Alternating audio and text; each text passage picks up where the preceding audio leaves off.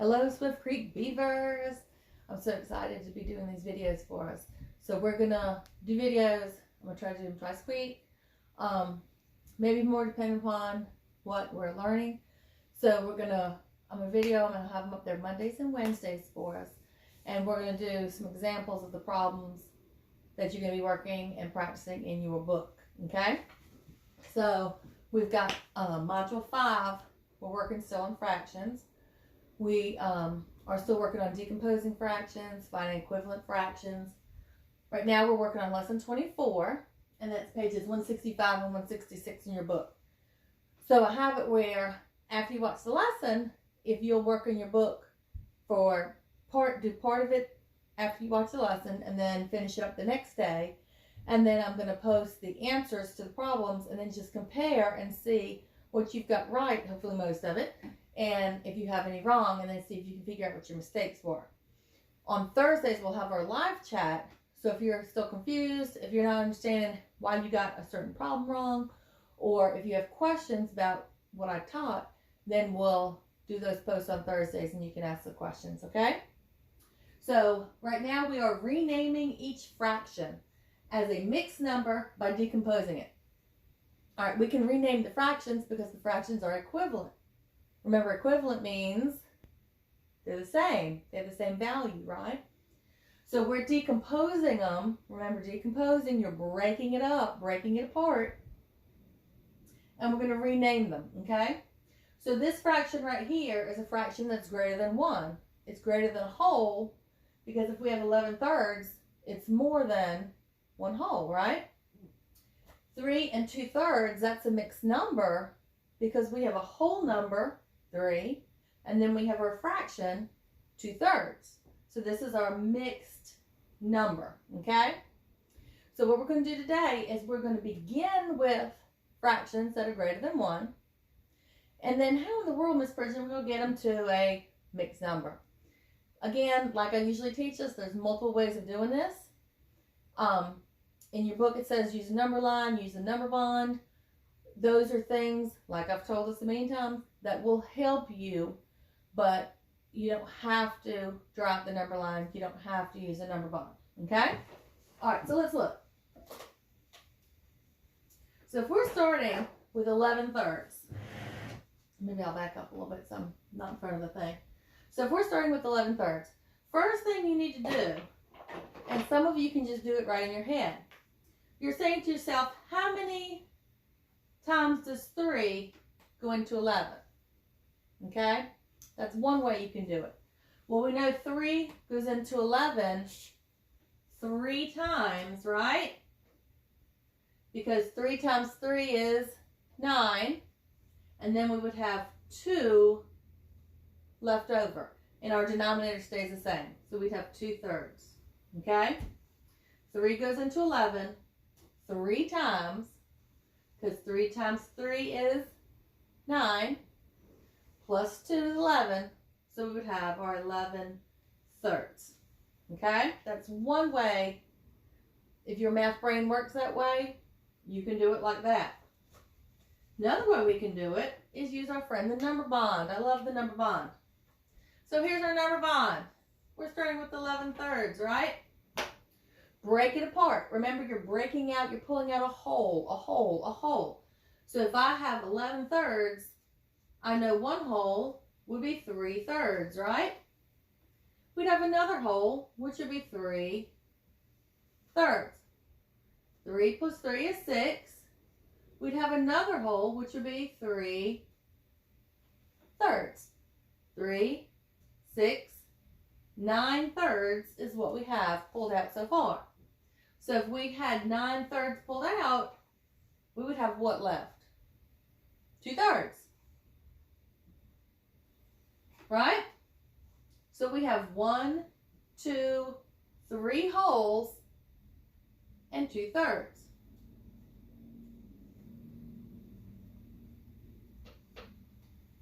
See how we can do that? 1, 2, 3 wholes and then 2/3.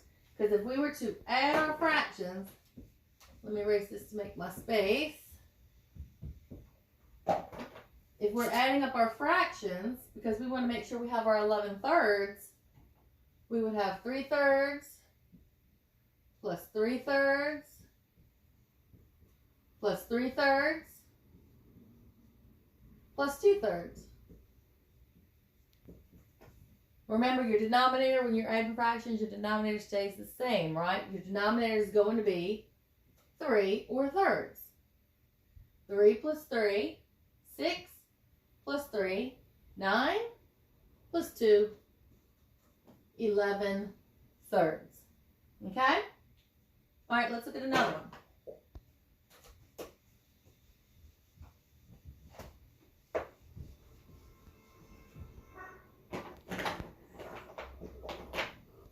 All right, let's do 16 fifths. Well, we're starting out with our fractions greater than 1. 16 fifths is greater than 1 whole, isn't it? So, and again, different ways you can solve it. If you can solve it with your math brain doing it this way, you can just do it this way. In my math brain, I'm saying how many times is 5 going to 16? Well, I know 5 goes into 16 3 times with 1/5 left over. So if your math brain can look at and think about your division, how many times is 5 going to 16? 16 divided by 5 is 3 with 1 as a remainder, so your 1/5 would be still left. Okay? If my math brain can't think like that, that's fine. Draw your number bond. Decompose your fraction. And then you can find out what the equivalent mixed number is. All right, so let's see. If we have 16 fifths, I'm doing the same problem we had up there. And I'm going to draw my buddy the number bond. 16 fifths. Well, 1 whole would be 5 fifths, right? So we have 5 fifths. We have another whole, 5 fifths. And then we'd have another whole, 5 fifths, right? 5 fifths, 5 fifths, 5 fifths. We would have 1/5 left out. Again, use your adding up your fractions to make sure you've done it right. Because 5 fifths plus 5 fifths plus 5 fifths plus 1/5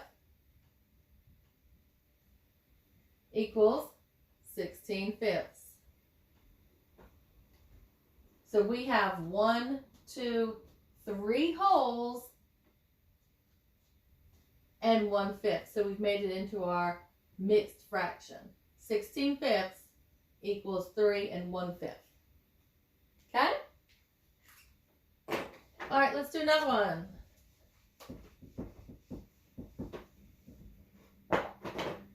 All right, let's do 17 thirds. 17 thirds. Again, if you know your division and your multiplication good, you know 3 times 5. 3 times 5 is 15, right? So we would have 5 wholes and 2 thirds. Because 3 times 5 is 15, and then we would have 2 thirds left. 5 wholes and 2 thirds. All right, let's work out. Same problem. This time we're going to use our number bond buddy. We have 17 thirds is what we're starting with, right? We know that it's greater than 1. Again, draw out your number bond. Let's switch my purples. That purple's not wanting to work. So we've got, what would be a whole? 3 thirds would be a whole, right? So we would have 1 whole. We'd pull out another 3 thirds for a second whole. We'd pull out another 3 thirds. So we have 1, 2, 3 wholes. And make your repeated addition help you. 3, 6, 9, 12.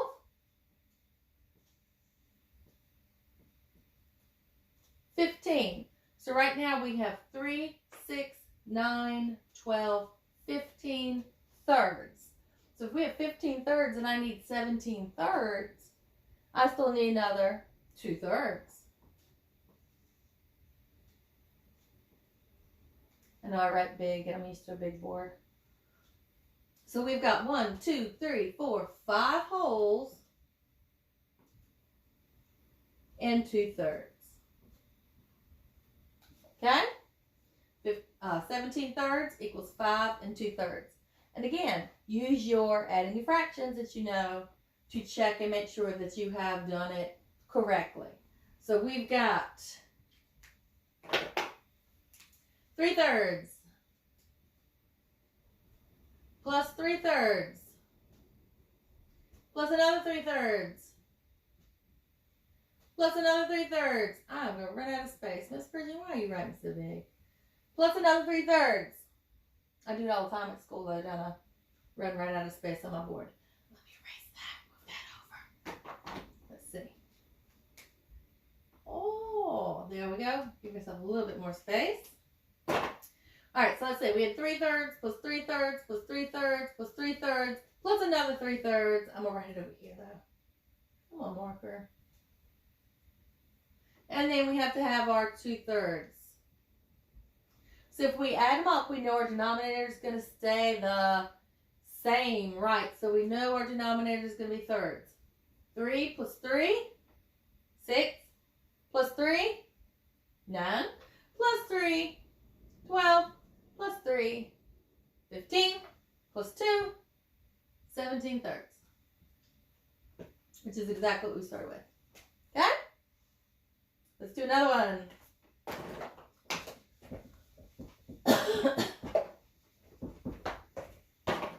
Alright. I could just throw my marker on the floor. Now I've got my computer here because I've got my problems already ready for me. So that way I don't have to think about them. Alright, so we've got 27 fifths. Ooh, I like that one. 27 fifths. I like fifths because multiples of 5, usually we're very quick with multiples of 5. So in my head, I'm going to go 5 times what gets me close to 27. My math brain likes multiplication. Your math brain might be saying 27 divided by 5 is what? You can think about it either way. So 5 goes into 27 5 times, right? Because 5 times 5 is 25. And then you have 2 fifths remaining, right? Let's do it again with our number bond. I'm going to try to write a little smaller this time. So if we have 27 fifths, that's what we're starting with. Each time we're going to pull out a hole. We want to pull out one hole and another hole and another hole, right? Well, if we have fifths, we know 5 fifths would be one hole. So if I pull out 5 fifths, I need to pull out another 5 fifths. 5 plus 5 is 10, right? Let's pull out another 5 fifths. 5, 10, 15.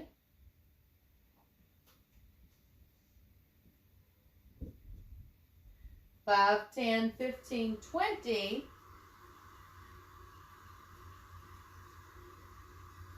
25.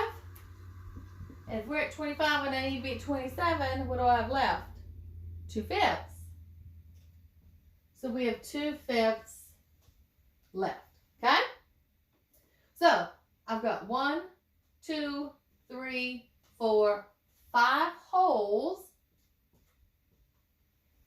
and 2 fifths. Again, let's check it using our adding up our fractions. We have 5 fifths plus people honking their horns outside. 5 fifths plus 5 fifths plus Ooh, that's not a very nice plus. Plus 5/5. So we have 5, 10, 15, 20. And I'm trying to write the wrong thing. Oh, jeez. Trying to write the answer already. Let's print this stuff up. 5, 10, 15, 20, 25 plus our 2/5. And I wrote too big again. 5, 10, 15, 20, 25, 27 fifths. So we have our 5 holes. 1 hole, 2 hole, 3 hole, 4 hole, 5 holes, and 2 fifths. Okay? All right, let's do one more problem. I'm going to try to keep it short so that way you'll pay attention and keep interested. Okay? But make sure if you have any questions, you need to ask me your questions when we do our live chat on Thursday. Okay? All right, so let's do 74 tenths. 74 tenths. Sorry, I love math. I get excited. So if we have 74 tenths, some of your math brains, you can go, how many times is 10 going to 74? I know 10 times 7 is 70. So I know there's 7 holes and 4 tenths would be left, right? Let's do our number bond. So if I have 74 tenths, what would be our hole? 10 tenths, right? So we would have 10 tenths, and we would have 10 tenths, and we would have 10 tenths, and we would have 10 tenths, and we would have 10 tenths. Gosh, how many 10 tenths do I have already? Let's count. 10, 20, 30, 40, 50 tenths so far. So now we have 60 tenths. And we have 70 tenths. Let's count, make sure though. 10, 20, 30, 40, 50, 60, 70 tenths. So what do we still have left? 4 tenths. So now we have 74 tenths, right? So let's see, how many holes do we have? 1 hole, 2, 3, 4, 5, 6 holes, 7 holes, and 4 tenths, which is also equivalent to 7 2/5. I know some of you are thinking that. I was too. All right, so let's go back and add it up and make sure that we've got it all. So we have 10 tenths plus 10 tenths plus 10 tenths plus 10 tenths plus 10 tenths. 1, 2, 3, 4, 5, 6, 7. Let's make sure we have it right. 10, 20, 30, 40, 50, 60, 70 tenths. Plus, don't forget about your 4 tenths. Which equals 10, 20, 30, 40, 50, 60, 74 tenths. 74 tenths. All right, I want you to work through page 165 and page 166. Don't try to do it all in one sitting. You don't have to. You've got plenty of time. Try to get it done in the next couple days. And then I'm going to send a picture of all the answers. Make sure you check your answers. That way you'll know, did I get them right? Did I not get it right? If I didn't get it right, why did I not get that right? So that way you'll know next time, because Miss Patterson in 5th grade, she's going to be wanting to make sure you're learning all this because you do a lot of fractions in 5th grade. So make sure you go over your answers, okay? So I've got one of my little, well, I've got multiple, y'all know I've told you I've got multiple animals. And when they're here in the room with me, I'm going to try to get one to come say hey to y'all real quick. So, hold on, real quick. Come here, Smudge. Come here. Oh. So this is Smudge. Smudge is one of my little doggies. And each time I do a video, I'm going to try to see if I can grab one of my animals to tell you hey. Right, Smudge?